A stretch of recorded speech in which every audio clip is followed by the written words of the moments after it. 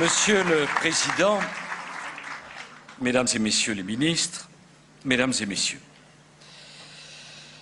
je suis heureux de me retrouver une fois de plus parmi vous pour ce dîner annuel du CRIF qui est devenu au fil du temps un rendez-vous républicain où se trouvent assis à la même table les représentants de toutes les religions, de toutes les croyances et de toutes les opinions. L'esprit d'ouverture, le respect mutuel qui préside traditionnellement à ce dîner est exemplaire de la façon dont nous devrions apprendre à vivre ensemble avec nos différences. Monsieur le Président, je ne répondrai pas point par point à votre discours, si dense. Permettez-moi seulement d'y faire écho en reprenant pour commencer quelques-uns des mots que j'ai prononcés il y a 3 ans devant la Knesset sur un sujet qui me tient très à cœur. Au Moyen-Orient se mélangent et s'affrontent depuis des millénaires des peuples qui ont donné à l'humanité tout entière ce qu'il y a sans doute de plus élevé dans la pensée, de plus beau dans la religion, de plus important dans le savoir. Au Moyen-Orient, tous, dans leurs prières, parlent d'amour, de justice et de paix. Au Moyen-Orient, tous aiment la vie. Tous sont les enfants d'Abraham et tous ont la Bible en partage. Ayant bu à la même source, ayant partagé si souvent la même histoire, au Moyen-Orient, ils ont tout pour se comprendre et pour s'entendre.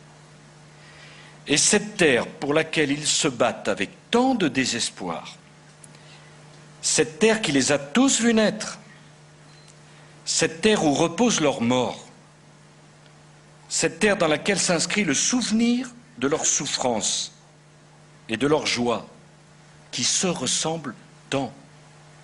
Cette terre dont on pressent en regardant ce qui a été accompli en Israël, ce qu'elle pourrait donner à force d'intelligence, de travail et de courage, cette terre qui pourrait devenir un paradis pour tous, et grâce à laquelle la misère pourrait être vaincue si elle n'était si souvent ruinée par la guerre,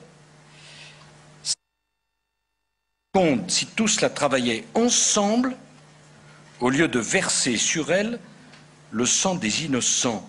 Cette terre devrait unir les peuples au lieu de les opposer. Juifs, chrétiens, musulmans doivent se rappeler la parole du prophète Isaïe. Je ferai de Jérusalem mon allégresse et de mon peuple ma joie. On n'y entendra plus jamais le bruit des pleurs et le bruit des cris.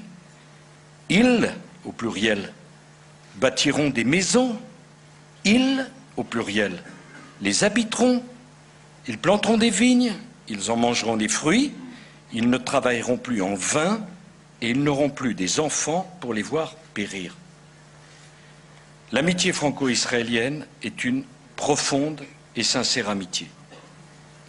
La paix pour Israël et pour la Palestine est une nécessité pour la paix du monde.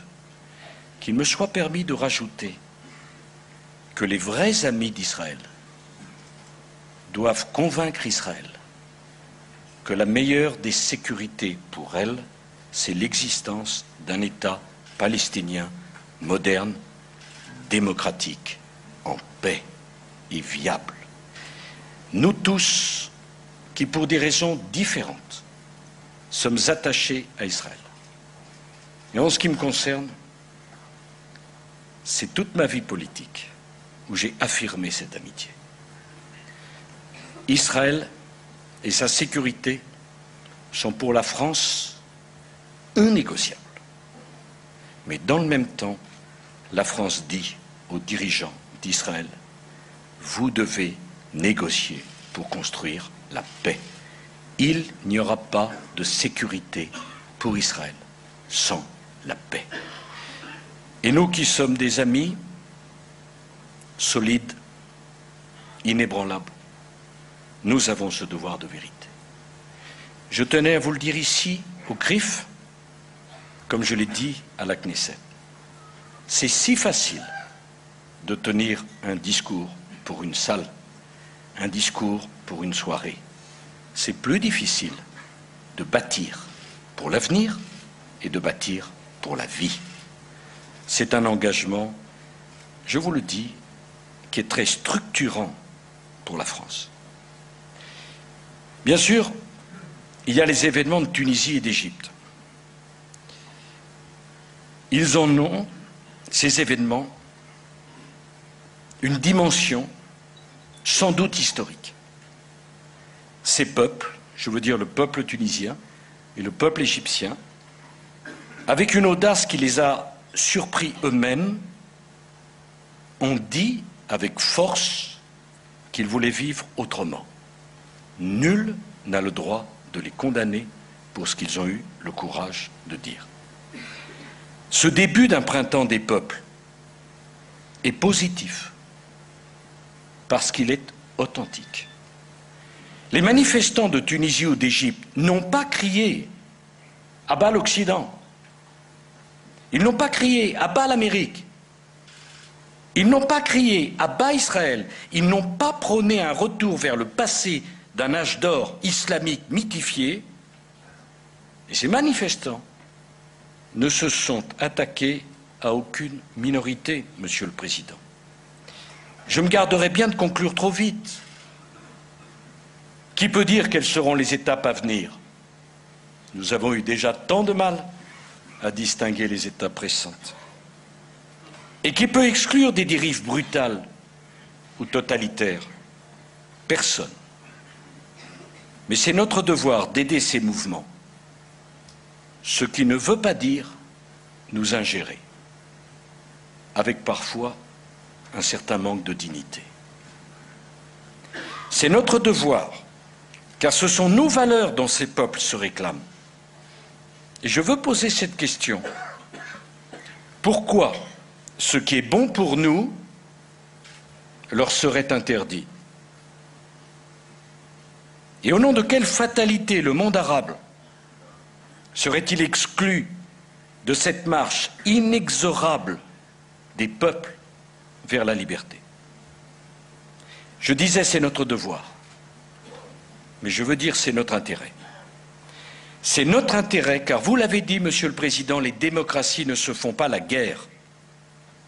Et quelle meilleure garantie pour la sécurité d'Israël que d'avoir à ses côtés des États qui seraient devenus démocratiques et des peuples libres qui n'auraient pas à chercher ailleurs, quoi, la compensation de leur propre frustration. Vous connaissez ma conviction. La meilleure garantie de sécurité pour Israël, c'est l'existence à ses côtés d'un État palestinien démocratique, viable et souverain. Je suis convaincu qu'il est possible, qu'il est urgent de relancer le processus de paix.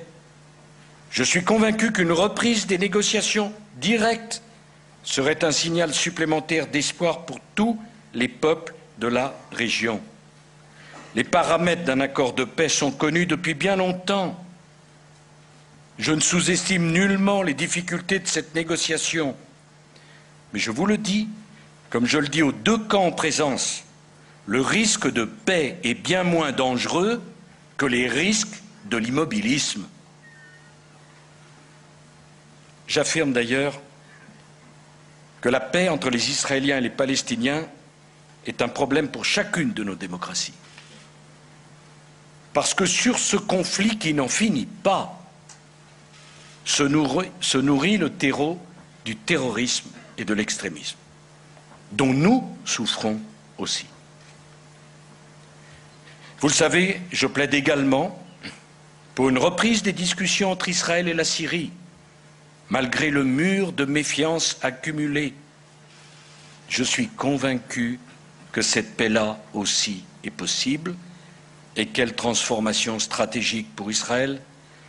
C'est une normalisation accompagner une restitution du Golan, elle conduirait à un changement radical de la situation des mouvements qui, chaque jour, depuis le Liban ou depuis Gaza, menacent Israël. Je n'oublie pas non plus notre compatriote, j'ai dit notre compatriote, car dès mon élection, j'ai dit que Gilad Shalit, je le voyais comme un Français, et que toucher à Gilad Shalit, c'était s'attaquer à la France. Il vit aujourd'hui son 1690e jour de captivité et d'isolement à Gaza. Je l'ai dit à ses parents, Noam et Aviva, jamais nous ne l'abandonnerons, jamais nous n'abandonnerons leur fils à son sort, un sort que rien, je dis bien rien, ne saurait justifier. Rien.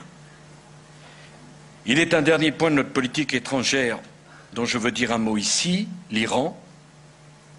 Que les choses soient claires, le monde ne peut pas accepter un Iran doté de l'arme nucléaire et de missiles dont la portée s'allonge d'année en année en violation complète de la loi internationale. Un Iran qui, il est vrai, chaque jour alimente l'extrémisme. À travers des sanctions croissantes, il ne s'agit pas de punir le peuple iranien, mais de faire comprendre à ses dirigeants que le coût de leur politique irresponsable se fera tous les jours plus lourd pour eux et pour leur régime. Jamais je n'accepterai que des dirigeants iraniens menacent de rayer Israël de la carte, et cette position, la France l'a affirmée à de multiples reprises. Jamais la France n'acceptera cela. Soyez certain, Monsieur le Président, que les droits d'Israël à vivre en paix et en sécurité, c'est une priorité diplomatique et stratégique pour la France. Mais je veux dire avec la même force que le conflit du Proche-Orient ne doit pas avoir d'impact sur les relations que les Français entretiennent avec d'autres Français. Nous devons donc à tous les niveaux de la société et de l'État faire œuvre de pédagogie. J'en appelle à la responsabilité de chacun individuellement et à la responsabilité de tous. Le jugement en appel des tortionnaires et des assassins d'Ilan Halimi est de ce point de vue, je le crois, exemplaire.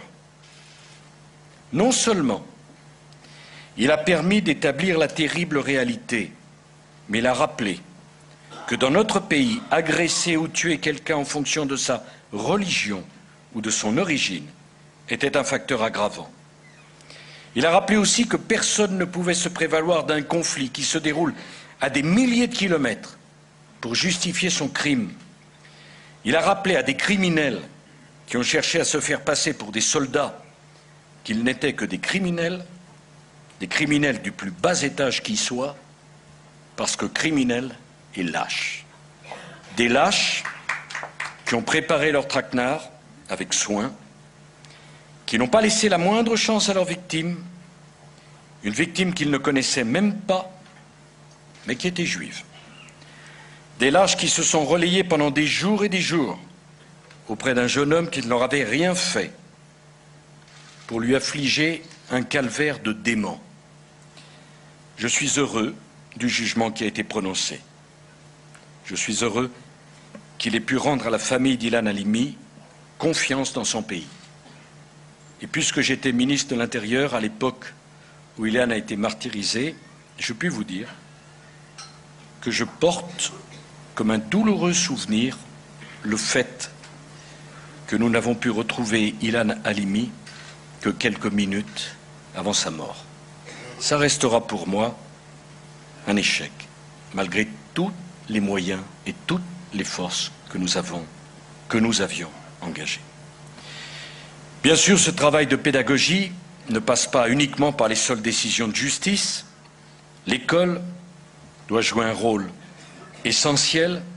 Les enseignants font un travail important, je leur en suis reconnaissant. Les médias, et plus particulièrement ce média fédérateur qu'est la télévision, jouent un rôle essentiel, et qu'il me soit permis ici de féliciter le groupe France Télévisions pour le travail de mémoire que le service public accomplit. Cette politique mérite d'être saluée et d'être encouragée. Je connais peu de chaînes de télévision en Europe qui, comme les chaînes du groupe France Télévisions, ont diffusé à des heures de grande écoute une série documentaire comme Les Commandos de la mort, qui a permis à des millions de téléspectateurs français de découvrir l'horreur de la Shoah par balle qui fit plus de 1,5 million de morts à l'est de l'Europe.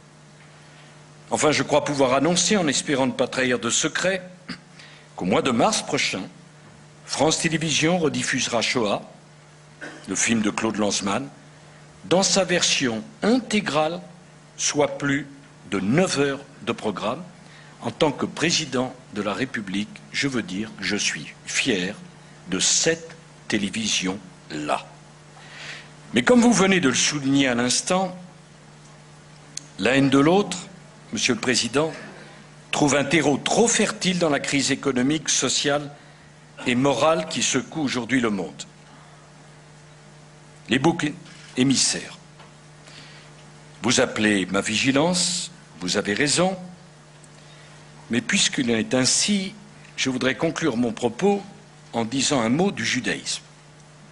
Ce sont des sujets qui m'ont toujours passionné et sur lesquels j'ai des convictions. Je veux dire en tant que chef de l'État que le judaïsme a contribué à forger l'identité de la France. Et chacun d'entre vous continue à participer à cette alchimie subtile qui fait de nous des Français. Si la France a des racines chrétiennes, je l'ai rappelé, et pourquoi le nier, puisque c'est la vérité.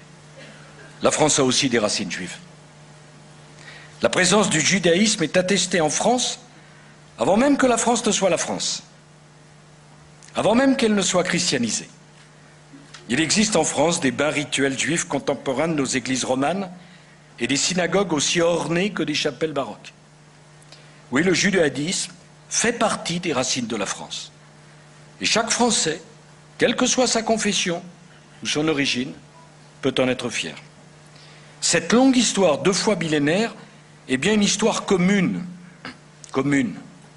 même si personne n'oublie qu'elle a été tachée, déchirée par la haine et la persécution. Il ne faut pas oublier les expulsions, les spoliations, les conversions forcées, le port de la rouelle, auquel fera sinistrement écho bien des siècles plus tard un autre morceau de tissu jaune. Je n'oublie pas que la République, qui avait émancipé les Juifs, condamna Dreyfus aux travaux forcés, pour ensuite reconnaître et annuler cette monstrueuse injustice. Je n'oublie pas la période sombre de la collaboration, qui vit la loi mise au service d'une politique antisémite, odieuse. Je n'oublie pas que des forces de l'ordre françaises, sous l'uniforme français, se présentèrent au petit matin du 16 juillet 1942, au pied d'immeubles soigneusement sélectionnés, pour arrêter des Français, les parquer au Veldiv pendant 3 jours et 3 nuits, avant de les envoyer dans des trains français vers le camp de la mort. Je n'oublie pas ces femmes et ces enfants arrachés au sommeil pour être projetés contre un mur de haine par ceux-là même dont la mission aurait été de les assister et de les protéger. Je n'oublie rien de tout cela. Mais notre France n'est pas celle-là, justement parce qu'elle regarde cette histoire en face. Notre histoire de France, c'est l'histoire que nous avons construite ensemble, une histoire qui nous est commune et que personne ne peut venir nous contester. Vous contestez. Vous contestez. Car devant l'histoire de notre pays, il n'existe pas de communauté ou de minorité. Il existe une seule et même communauté de destin, une communauté qui s'est voulue, un jour de 1789, communauté nationale. Et nous appartenons tous, vous et moi, à cette histoire-là et à cette France-là. Cette France, c'est la France qui a vu en des temps très anciens, il y a plus de 15 siècles, juifs et chrétiens pleurer ensemble la mort de Saint-Hilaire, évêque d'Arles, et dont les chroniques nous disent que les chants hébreux couvraient de leurs plaintes ceux des chrétiens. C'est la France. C'est la France du Salomon de Troyes, le rabbin Raki, qui vivait en Champagne au XIe siècle et dont l'enseignement talmudique rayonna sur toute l'Europe médiévale. C'est la France de l'abbé Grégoire, montant à la tribune exiger une citoyenneté pleine et entière pour les Juifs de France. C'est la France de Zola, c'est la France des Camondo, cette lignée qui s'est éteinte pour avoir versé tout son sang pour la France et qui nous a laissé son nom et ses magnifiques collections, faisant ainsi du peuple français son seul héritier. C'est la France de Proust, c'est la France des justes, qui vit des milliers de Français de toutes conditions sauver l'honneur de la France en sauvant des innocents traqués et pourchassés par la Gestapo. C'est juste dont les petits-enfants peuvent faire désormais le pèlerinage à Yad Vashem grâce à la Fondation France-Israël et au magnifique travail de Nicole Gage. Cette France-là, cette France de Blum, de Mandel, de Cassin, de Mendès, sans doute de Robert Badinter et de l'abolition de la peine de mort, la France de Simone Veil et de la liberté des femmes à disposer d'elles-mêmes, cette France-là est notre bien commun, quelle que soit notre confession ou nos origines. Voilà la France que tous ceux qui vous ont précédés portaient dans leur cœur, alors même que la France semblait les abandonner. Eux savaient bien que la France ne se résumait pas à un vieux maréchal, à son gouvernement et à ses délateurs. La France qui incarnait alors leur espérance n'était pas celle de la collaboration. C'était la France de Londres, la France libre, la France de la résistance, la France du Vercors, des Glières, du Chambon-sur-Lignon. Et ce n'est pas un hasard, Monsieur le Président, si la communauté juive française est la communauté juive la plus importante d'Europe. Il y a parmi d'autres une raison à cela que tous nos compatriotes devraient savoir. Depuis bientôt 2000 ans, les Juifs participent à la vie et à l'histoire d'un pays qui est le leur. Je sais, je comprends la place particulière que l'État d'Israël occupe dans le cœur des Juifs du monde entier.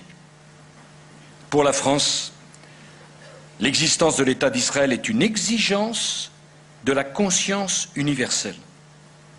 Et jamais les Juifs de France, jamais, n'auront à choisir entre leur conscience et leur patrie. Parce que la France fidèle à elle-même, est le pays de la liberté de conscience, le pays dont toutes les valeurs s'opposent irréductiblement au racisme et à l'antisémitisme. Et pour nous, Français, la liberté religieuse n'est pas négociable. Ceux qui croient, ceux qui prient dans le respect des lois de la République, ont le droit au respect et à la protection de la République. C'est cela, la laïcité. La prière est silencieuse. La prière n'offense personne. La prière n'agresse personne. En revanche, toute atteinte contre un lieu de culte ou une sépulture doit être regardée comme une atteinte à la République et à ses valeurs fondamentales. Car c'est alors une forme de sacrilège, non plus contre une religion en particulier, mais contre toutes les religions, contre toutes les croyances, et au fond, contre l'humanité. Ces attaques ne sont d'ailleurs pas réservées à la seule communauté juive. Mosquées, chapelles, cimetières catholiques ou musulmans ne sont pas épargnés par ce vandalisme religieux. Chacun en France a le droit de ne pas croire en Dieu. Personne n'a le droit de le blesser dans ce qu'il a de plus cher en violant la tombe de ses pères.